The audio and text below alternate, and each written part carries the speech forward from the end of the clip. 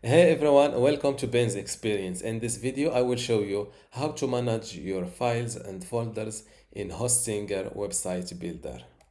Once you're inside your website editor, just click on this little three dots, then click on Media Library.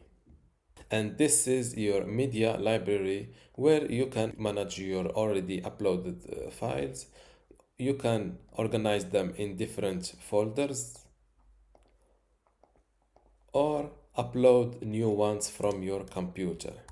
Don't forget to give this video a like. Before you go, I have something special for you. I have two free online video courses for you. The first one is about Hostinger hosting and WordPress managing, and the second one shows you how to use Hostinger website builder to make basic websites or online shops. You can get them both for free just by clicking the link in the description. If you like this video, give it a thumbs up and subscribe. If you have any question, leave a comment below.